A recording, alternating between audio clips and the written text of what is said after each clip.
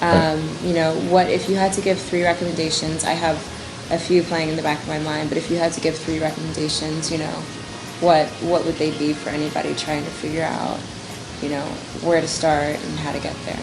I can't is not a good word.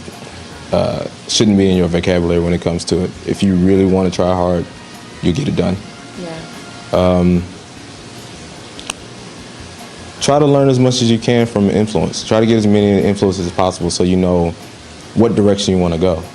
Having one particular style, one influence tends to make you mimic exactly what that person is doing, and eventually makes you sound like a copycat. Right. Having multiple influence in different styles helps you. It's like a gumbo. Yeah, make a little gumbo, some seasoning.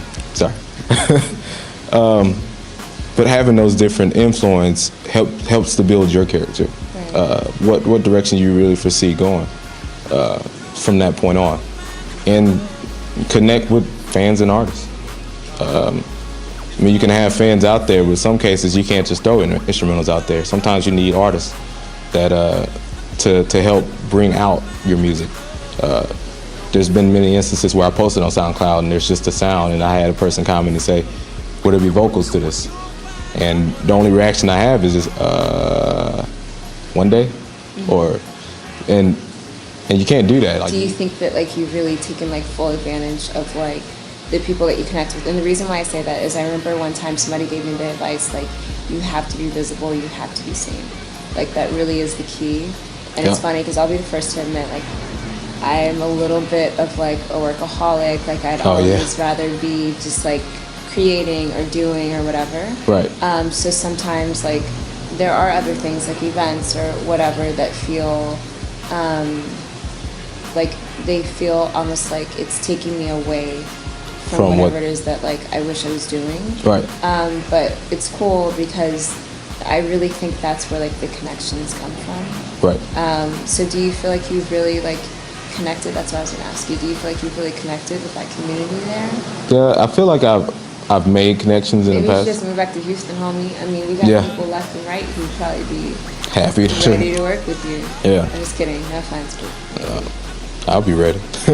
Well, I think I've really connected through digital-wise. Mm-hmm. But as far as real time, I haven't really taken the full advantage of being out there. Maybe you need to start some shit. You know what I'm saying? Like, maybe you need to host something. Right. And then the people come. Or maybe you connect with other people. Yeah. And like, you guys host something, and then it's like their network is your network, and your network is their network. And it's just like, it grows that way. Yeah, and that's what I'm hoping to try out for next month. And that will lead to the other recommendation of, if producing is where you want to go, and give 110%. If that's what you want to do, give it your all. There can't be anything on the side. You have to, in order to be successful in the business, you have to give 110%, maybe even like 4,000%. But you have to put yourself out there as hard as you can and make a full dedication to it if you want to make it big. That's awesome, yeah. Alrighty, guys. Well, hopefully this was like an awesome introduction into like, honestly, just a conversation about being a producer when you're starting, you know, and you got your feet under you, but trying to figure it out. So hopefully we'll be getting back together with Desmond maybe a year from now or so, and he'll be singing the praises of his success. So we wish you all the best. Thanks for being with us today. Thank you.